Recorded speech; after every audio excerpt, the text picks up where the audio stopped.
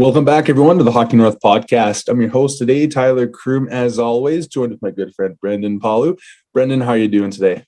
I'm well. It was an exciting weekend of playoff hockey here in Prince George, and no shortage of drama or excitement in the two games here in our city. Yeah, that's definitely one way to put it. Excitement is certainly the word, and lots of drama. I think we can touch in on that in a little bit here, but I'll just say this as a pre-clip into that conversation. I think Cougar cat scratch fever is back in Prince George, given the consensus from people at the game and on the social media pages during and after the games this weekend. So good to see the city rallying behind the boys. Yeah, and it was pretty good crowds. 4,400 for game one, just over 4,500 for game two. Crowd was into it. I'm sure you would have liked to see a little bit better of a late first, early second in the first game for the Cougars, given the fact they were down 3-0 at one time. But, all in all, two pretty even games. Could have went either way for both sides in terms of 2-0 leads in the series. But it's not, and it's going to add to the intrigue being tied heading down south to Kennewick for the next three games. Certainly. And I think the getting the split, that was definitely Tri-City's goal, right? Getting one of the two games in Prince George. So they're going to have three straight down in Kennewick. And I think it's going to be, I believe they were 24-6 at home during the regular season. So, they're going to be feeling pretty good. Their fans are going to be pumped, and definitely a big task here for Prince George's Caden Brown and Fisher O'Brien and the Prince George Cougars as they prepare for those next three games. Yeah, and of course, Cougars also have an equally as good of a road record during the course of the regular season. So a contrast of two records going head-to-head here over the next three nights in Washington State. Forgot to mention earlier, aside from the two home playoff games that I saw you at over the weekend, how was your weekend otherwise? The weekend was good. The Caribou Cougars U15 program and the Northern Capitals have had their spring ID camps over the weekend up at the Elk Center. So just getting some media content out for the program, and cool to see a lot of the young athletes from around our region come to Prince George and get some ice time, get some looks in front of our coaching staff to try and crack the roster. Oh, actually not the roster yet, but to crack the summer camp, and then to hopefully crack the rosters for this next upcoming season. And one of my favorite times. It's a nice little break from my usual day job at the dealership, so can't complain.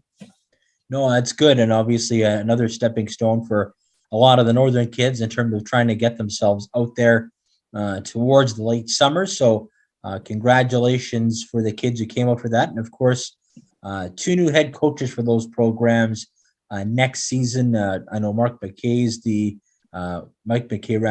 head coach of the Capitals next season. U15s for Caribou. I don't think that's been decided yet, but Derek Wood is back.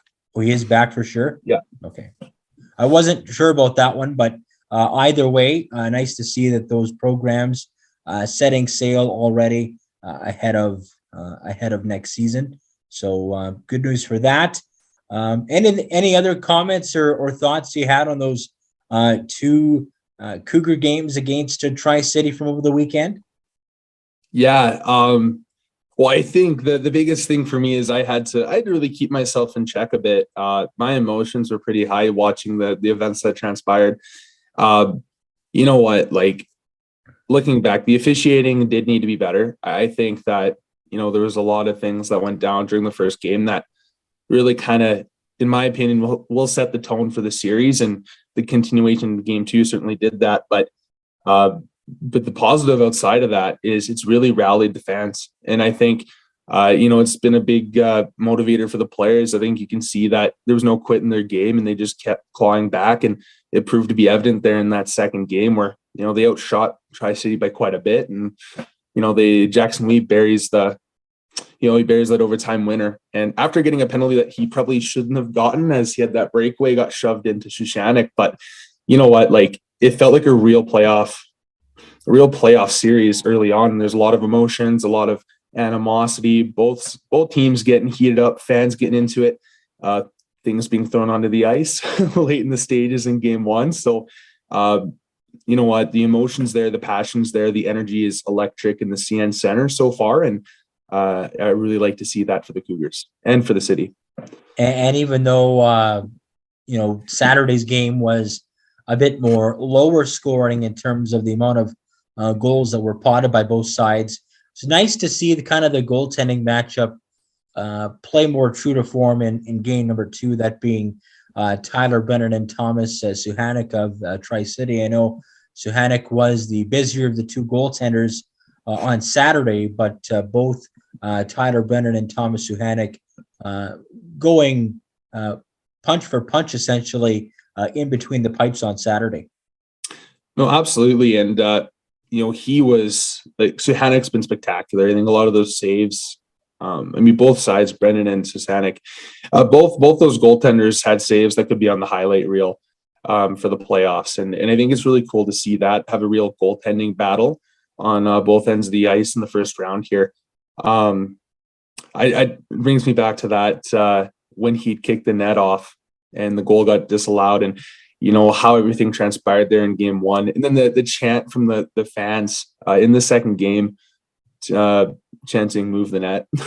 So good to see the fans having fun with it. Switching gears here, Spruce Kings in the first round of their BCEHL matchup against Salmon Arm, not as successful, dropping both road games against Salmon Arm. A 2-1 decision on Friday was followed up by a 6-3 defeat on Saturday. Prince George in an early hole, and are going to need to dig deep on home ice Tuesday and Wednesday here for games 3 and 4.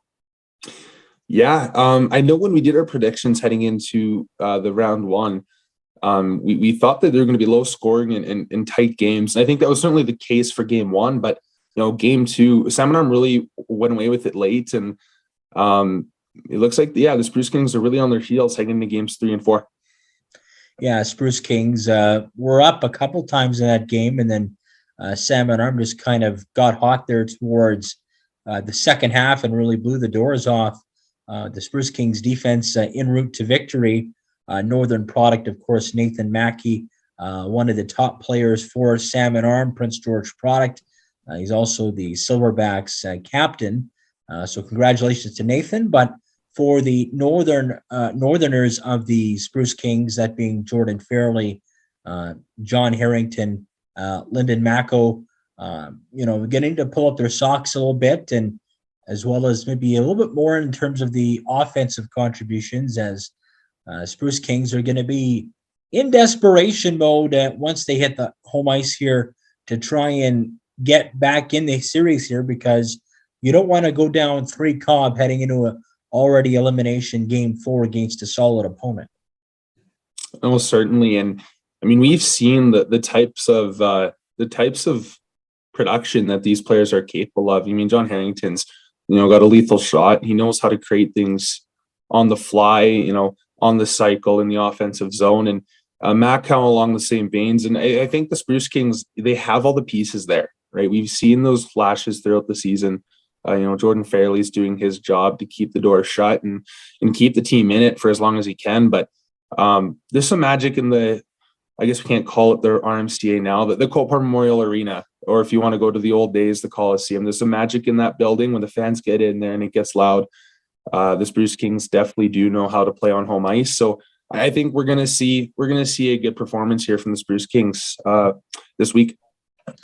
Just taking a look across the Western Hockey League playoffs, and of course the BCEHL, and of course even dipping into Alberta here. Want to give a congratulations to both Hunter Brown and Brophy Dunn of the Spruce Grove Saints for punching their tickets off to round 3. Their third round matchup against the Bonnyville Pontiacs will start this upcoming Friday. It's going to be the Good Friday holiday. Friday and Saturday, they'll be taking on Bonnyville on the 7th and 8th before the series switched to Bonnyville on April 11th and 12th. So we want to extend our congratulations to both Brophy and Hunter on a job well done, and still some unfinished business here with the Saints as they try and get back to another league final here in Alberta. Absolutely. Huge congratulations. And, a great, both athletes doing a good job at representing, Northern BC and their communities and the organizations that they've been a part of. And it's definitely good to see. Yeah. And it's obviously, Spruce Grove, one of the premier franchises in the AJHL. And it almost seems like it's either Spruce Grove or Brooks or both teams essentially playing each other for the AJHL title. And it seems like there's a chance that could happen again, as Brooks also off to round number 3, and a chance for those two teams to lock horns. There's still some hockey to be played between now and then, but definitely very, very interesting right now. Absolutely. And it feels like every year Brooks is in that conversation to win the league, and rightfully so. A lot of really good players come through that organization, most notably and most recent, Cale McCarr. But I think, we know what that Spruce Grove's team's been able to do. They've been, one of the more dominant teams all year, and it's definitely exciting to see some Northern BC players, but also Caribou Cougar alumni being a part of that ride. Let's dip into the WHL playoffs a little bit more here. This episode, of course, more of a playoff edition, as we do not have a player profile guest this week, as our guest that was anticipated to come on is battling a bit of a flu bug. So we'll try and get on our guest here on the next show. Maybe we'll do a duplicate for guests here for our next show, but going to swing back here to the WHL playoffs. We had a number of other matchups going on as a lot of our northern products were concerned. As we just take a look at the playoff bracket across the Western Hockey League, any other surprises or maybe some things that caught the eyebrow a little bit, Tyler, in regards to what we saw on the opening weekend? Yeah, I think for me, the biggest one that stood out was the first 2 games between Seattle and Kelowna. Kelowna, they got a few players that can definitely put it on, like Andrew Cristal. He's a very notable player.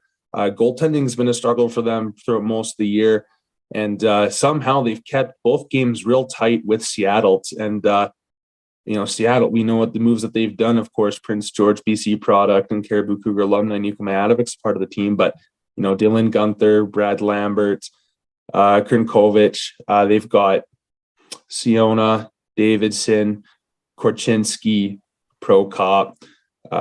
They've got Allen, Milic. Like that's a really studded lineup, and Kelowna's done a good job at, I think, staying competitive in those games. I didn't quite think that they'd be that close. Mm-hmm. Of course, Smithers product, Carson Golder on that Rockets team, 2 assists in 2 games. So Carson trying to do his part to keep the series close for the Rockets.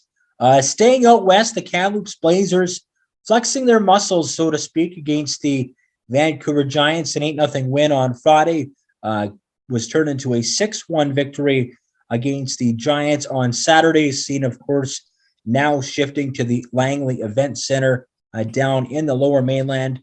We kind of thought that the Blazers would be heavily favored to win this series, Tyler, but I didn't think it'd be quite like this.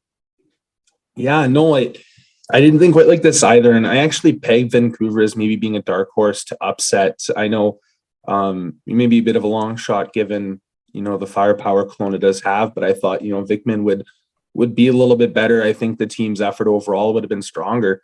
I think in the first game, they were outshot over double after at least the first 20 minutes, maybe the first 30 minutes of the game. And I think, that really, really put the nail in the coffin there to try and gain momentum against a very, very offensively potent Blazers team.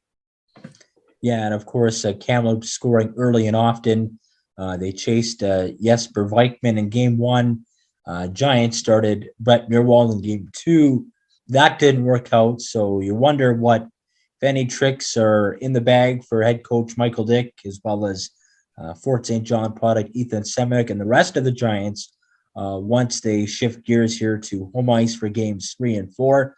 Odds certainly not in their favor, given the fact of the talented roster the Blazers do possess and the momentum that's been created already by Kamloops.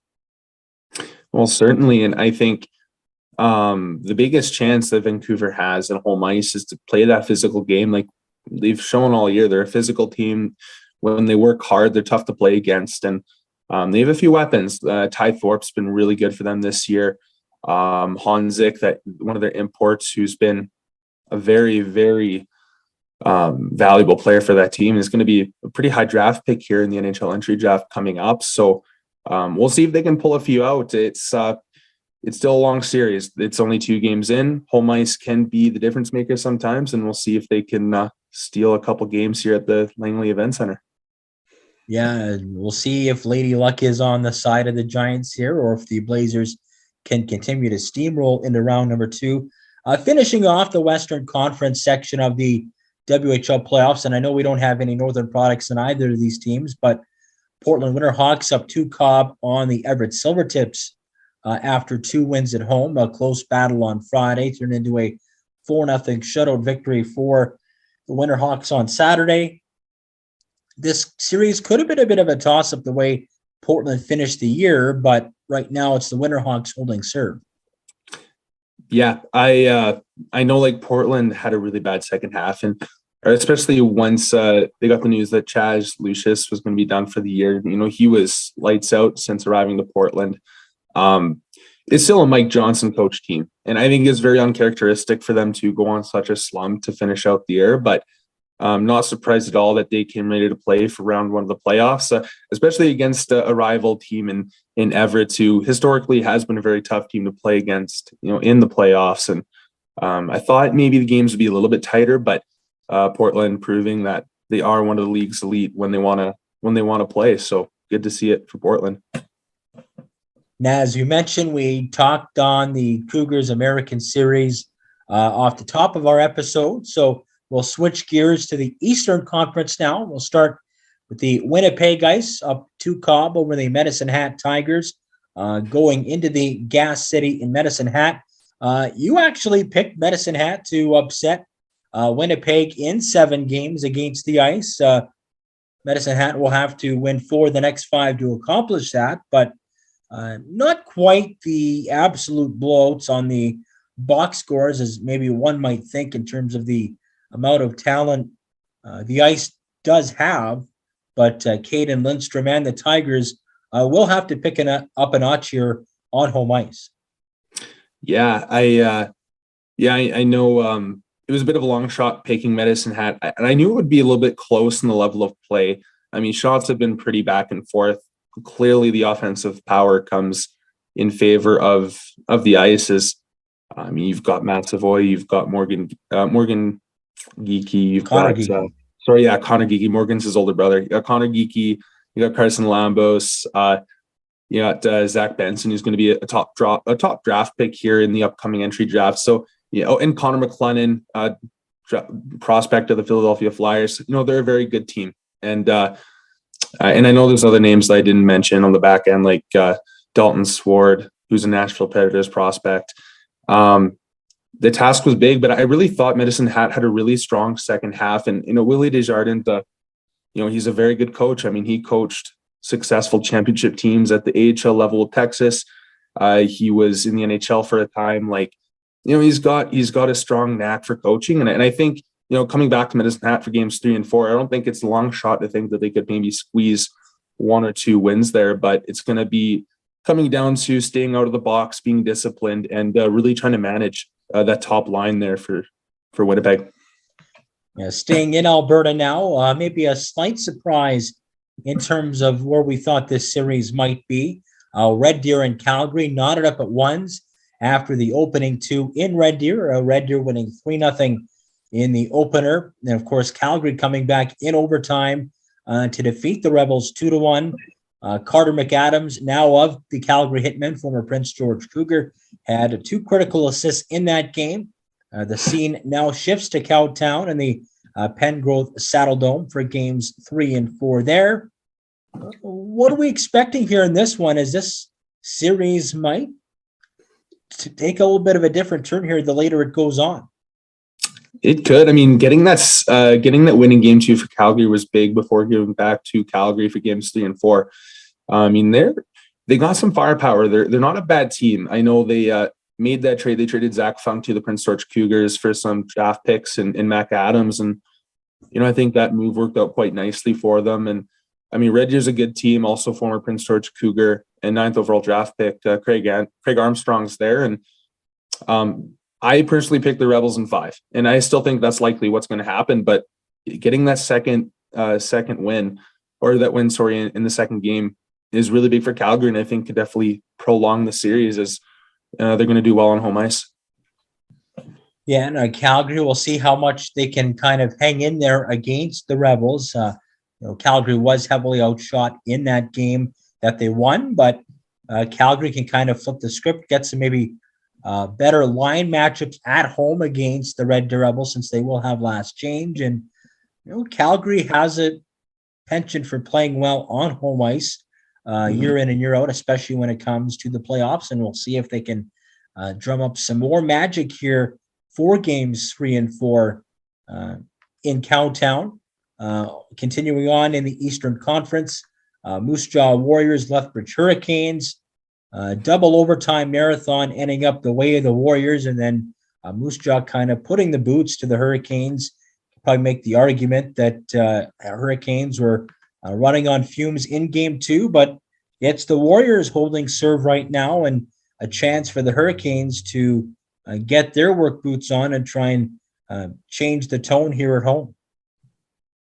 Yeah, I mean, that was one of the series that I had a hard time really predicting, because I think, there was that situation with Moose Jaw where a couple of their key players, I mean, their head coach, they weren't able to be a part of the team due to the after the result of that investigation for the off-ice incident for the team. And we don't know the details and won't go into it, but they came ready to play and they had a good start in the first 2 games. Lethbridge is a team where I think me and you talked about it. I think we thought they were going to be a tough team to play against, and maybe underachieved a little bit in the first half, but had a good second half. And, I think this series has a lot of potential to be very back and forth, as we've already seen. I think it'll continue. And this could go 6-7 games for sure. Mm-hmm. Hurricanes very good on home ice this year. They do have a good core of forwards. Actually, I feel their team is pretty well rounded. Harrison Menigan was named the top goaltender in the Central Division in the All-Stars this season, but it was the 20-year-old and Moose Jaw product Brian Thompson, the veteran, getting the nod in both those games. So we'll see if they go back to Thompson in games 3 and 4, if they switch back to the young guy here.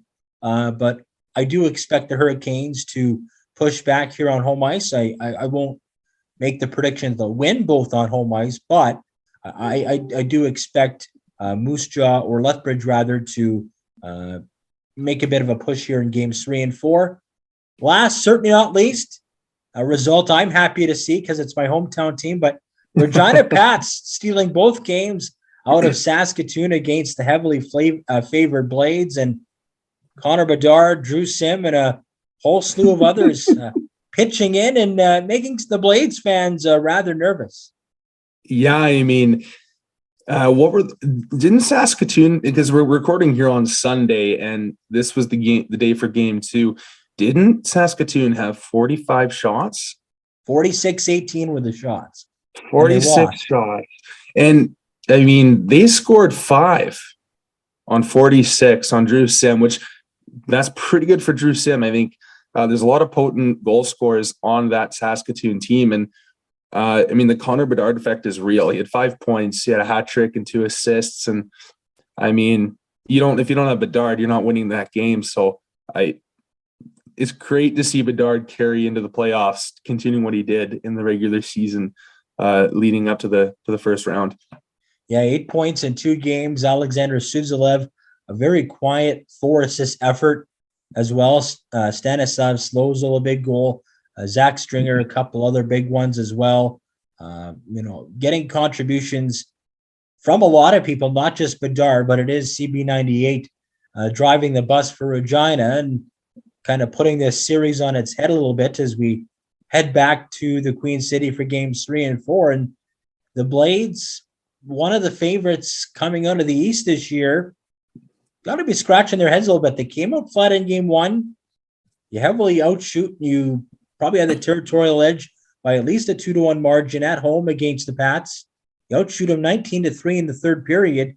Up 5-4, you give it right back, and you find a way to lose it on home ice again. Yeah, I mean, there definitely a lot of responsibility and accountability in game 1 for Saskatoon. But, I mean, game 2, like, I don't know if there's anything you can really say. Like, Connor Bedard with 5 points. And, talking to a few Regina fans I'm friends with that were watching online, and they said, like, they tried to contain Bedard as much as they could in reference to the Blades defense, but really was just kind of uncheckable. He was just that good. And I mean, we've seen it time and time again. So that's a lot of adversity for the Saskatoon team. And I think they're going to have to really, I say, not let it bother them too much and just keep trying to play your game heading into game 3 at the Brandt Center. Yeah, it will be interesting to see how the Blades respond and come out. I would imagine the Pats will try and ride the wave from the home crowd heading into those games. They'll probably get some better matchups, as I mentioned, too, being the home team with the last change, as I mentioned in one of the other previous series. But the intrigue for that best of 7 definitely setting in, is a lot of pundits had Saskatoon favored in that one. Yeah, I mean, for me, I had Regina in 6, and I made that on the notion that they win at least one game at home, and they didn't. So, I mean, this could be 4, this could be 5, could still be 6. We'll see. I think there's a lot left in that Saskatoon tank, but I guess we'll see how badly Regina wants to close this one out at home. Yeah, it should be very interesting here down the stretch, as not only in that series, but the rest of them across the Western Hockey League as round 1 continues to take shape. Any other thoughts or things that comes to mind for you, Tyler, just before we wrap up on this playoff edition episode? No, nothing off the top of my head. I just overall just super jazzed and excited about the playoffs and seeing all the Northern talent partaking throughout both the BCEHL and the Western Hockey League. It's fun to follow, and we're hoping that some Northern boys bring home some hardware near the end of this. So that'd be good to see. Yeah, I also want to extend my congratulations to Alex Achitwa and Jackson Hassman, both of the Nipawin Hawks and the Weyburn Red Wings, for a junior A career well done in the SJHL. Both those players will now be moving on. I know Achitwa will be NCAA bound Division III. Hassman, I think, still pending a commitment there, but congratulations to those two as their junior A hockey careers come to an end. And this is kind of that bittersweet time of year where you have teams moving on, but also players turning a chapter on their tenures as well. And this is the sad part of it, is seeing some good people and some good players coming up short in their final playoff runs. And for those two, that's certainly no exception. No, absolutely. And especially, on your last year, you want to put forth that best effort and you want to go out on such a high note. So definitely for us, we're really rooting for Brophy and his team, and we're hoping that they can pull out with some really good memories in a championship ring. I think that'll pretty much do it for us here on this playoff edition for the Hockey North podcast. So I think for my co-host, Tyler Croom, myself, Brendan Pawliw as well, signing off here on this playoff edition for the Hockey North podcast. Of course, follow us on our Buzzsprout, YouTube, Twitter, and Facebook channels for all the rest of our content. And be back at it next week here with more hockey talk, as well as more player profiles from our players across the North. So until then, bye for now.